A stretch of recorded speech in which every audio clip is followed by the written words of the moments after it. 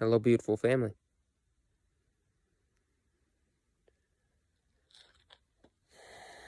So, I was hiking yesterday. I'm actually at the top of the mountain right now, and hence why I don't have a stand.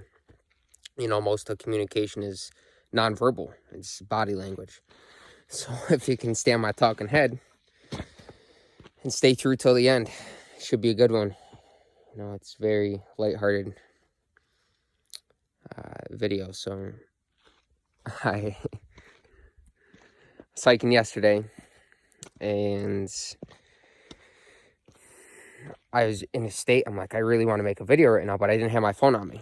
Most of the time I leave it at the place. Actually, every day except today, I leave it at the house, and it's not what I'm doing. I'm not out here to be on the phone. I'm out here to be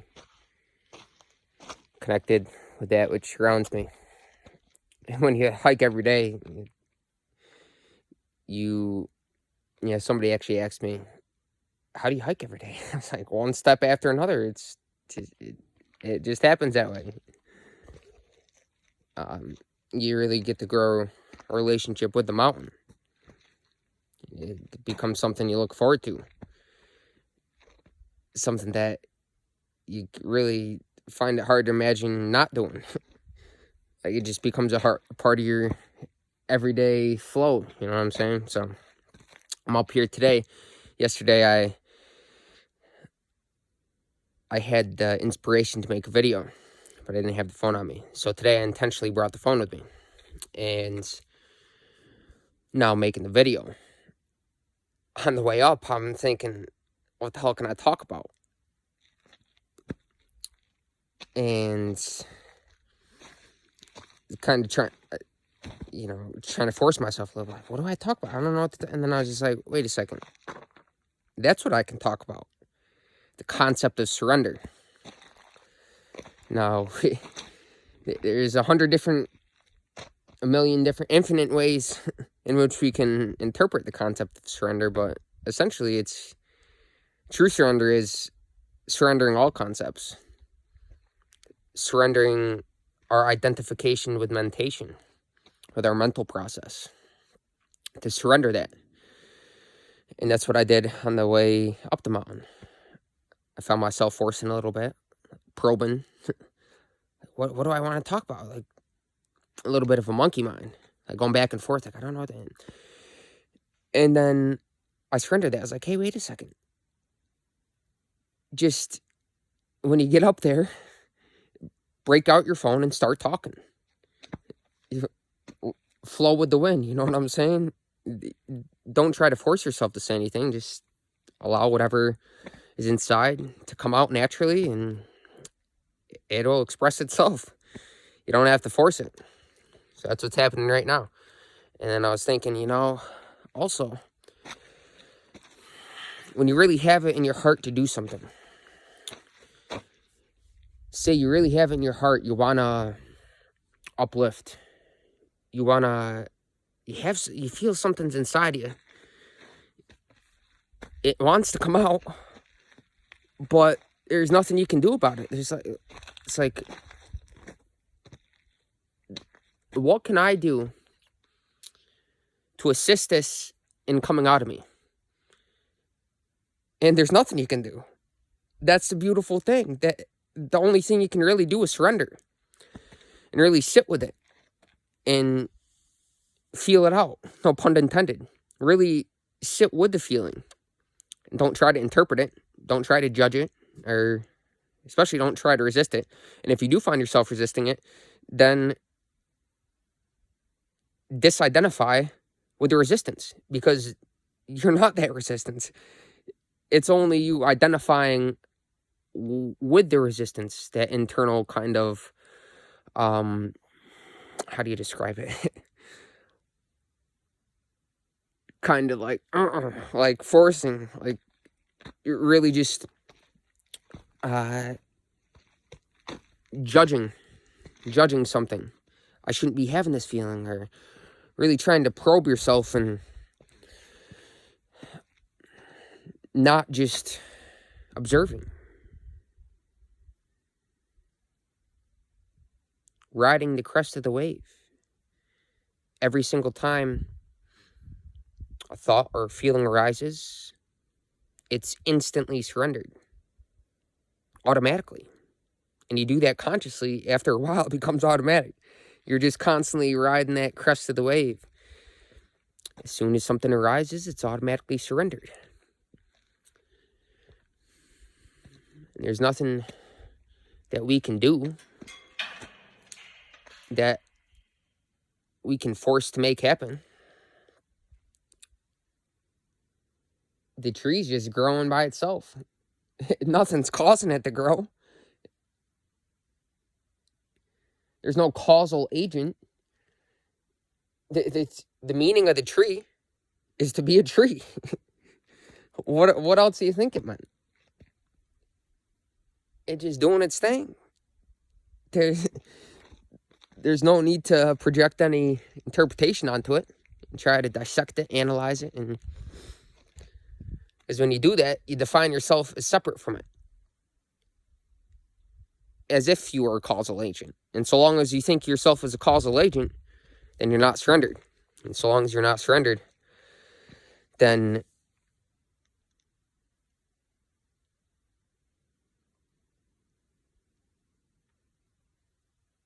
you don't feel that silence.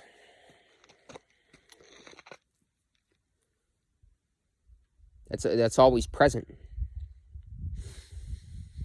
The tree's not making any noise. It's not thinking. Imagine the tree has eyes. It's not looking at you. Oh, this human being is so and so. He has this kind of job and is this kind of person. But it definitely feels you. It definitely feels your presence. If you're vibing high, you're vibing low, the tree knows. Believe that. Everything fundamentally knows, whether they're conscious of it or not. The whole universe is very conscious. This is the live cosmos. Same source of life, intelligence that's operating within me and you and the tree and the birds and the bees and everything.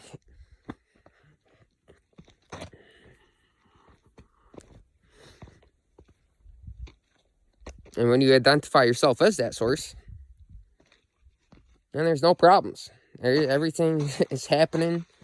There's no issues. I'm not thinking this tree is better than that tree, and wow, that one is pruned really nicely, and the other one has little rough round edges. You know what I'm saying? Well, that's just fine. It's perfect right. It's right where it needs to be. It's rising automatically, happening, and there's nothing wrong with it. It's at that perfect point in evolution. You know, the half unfolded flower, the flower that's not fully bloomed. How would it become fully bloomed if it didn't go through the process? It's on its way to becoming fully bloomed. And it's no better when it's fully bloomed than when it's on its way to being fully bloomed, because it's all really the same time, which is now. That's real time. It's all happening in that background of stillness. We only think of it in terms of events or sequences because we're labeling it and identifying it as half unfolded and interpreting it in a certain way. And when we do that with things outside of us, then that naturally translates to thinking of ourselves in the same way. We're defining the tree in a certain way, the flower in a certain way, then we're essentially doing that to ourselves. As long as we do that, and the experience of inner freedom is not a reality for us. We don't just want to toy with the idea of freedom. That's of no practical value. You want to feel freedom. You just don't want to think about freedom. That'll make us la and all fanciful and in our head. We want to actually feel it. And we feel it by surrender. By surrendering the notion of ourselves as a separate identity. It's something that's different from what's going on around us. What's happening in the world. Thinking of ourselves as better or worse or right or wrong or different. Now we all have that fundamental quality of uniqueness. Variety's the spice of life. If everything was the same, then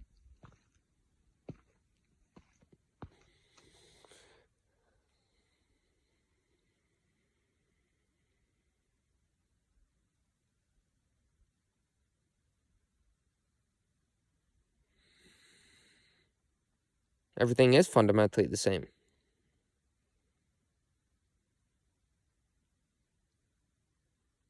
But the physical world's always changing. And if you look outside for happiness, think it's something outside yourself, it's contingent upon this or dependent upon that, then that's really implying that you don't already have it. You already are happy. Happiness is something intrinsic to every human. It's not something you have to find. Not something you have to search for. Not something you have to pursue. It's already within you. And one thing that prevents that is not being surrendered. Not surrendering yourself to a power greater than yourself.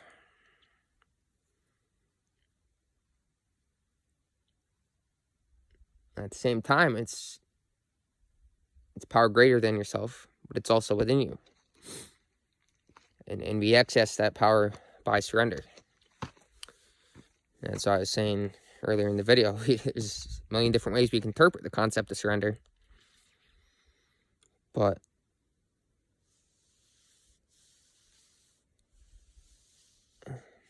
you don't want to think of it in terms of, weakness or something that's bad. It's because really being in a surrendered state, that's the most powerful state you can be in. Because then you're completely free within yourself.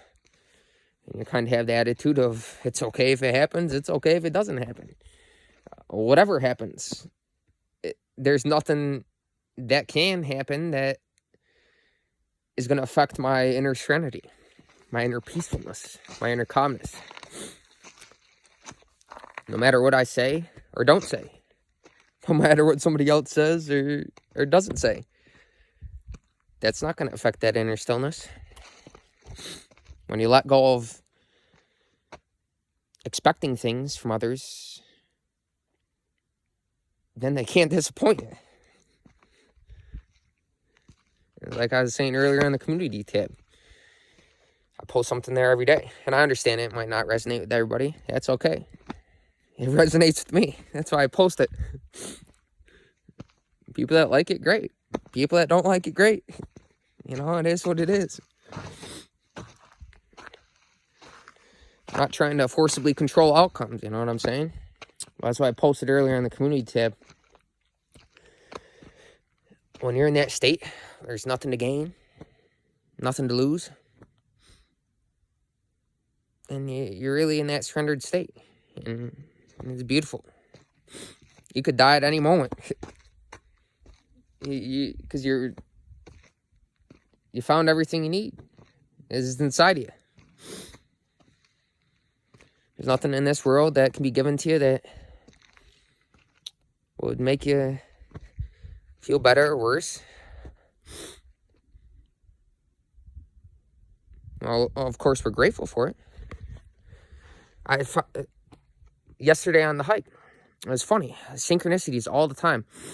My uncle the other day called me Abe because of the hair and the beard. he called me Abe. I was like, Abe Lincoln. And then yesterday, I found a heads-up penny sitting up here. Penny doing its thing. I said, thank you, Lord. It's crazy how happy I was about finding that penny. I'm telling you. I put it up. I was like, did a couple fist pumps. Put that sucker right in my pocket. Went home, put it in the jar.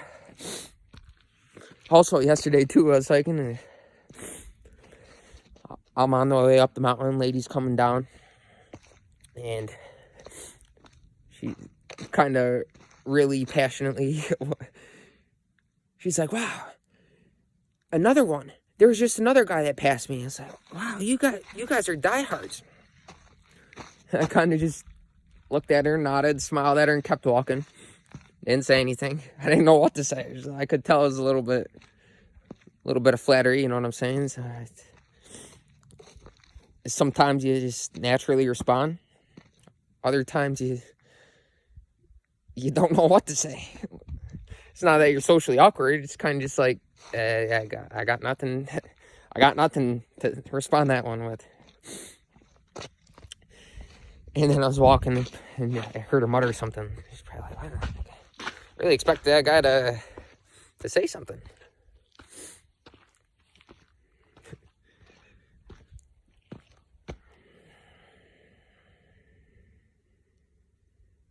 Another guy, too, yesterday. A couple days ago. Same thing, you know. Hiking up, and his lady was hiking in front of him. And he said something. I was walking fast. I was like in the flow, you know what I'm saying, in the zone. Coming up the mountain. Not a normal pace. When I'm coming up, you know, when I go down, I'm leisurely, kind of strolling. But when I'm headed up, but he said, you're supposed to be running. And it's funny because I am supposed to be running. I got a marathon coming up in May, and I haven't been running. For a while, I was running every day, and, you know, I stopped, and I haven't been running. But he said, you're supposed to be running, and it got me thinking, like, you know, that's the universe telling me, you know, Alex, you gotta pick up the pace, start running. Hasn't been the focus lately, but. And then my response to that was nothing about running. It was, hey man, aren't you supposed to be leading? He's like, yeah, I know it. I thought it was funny.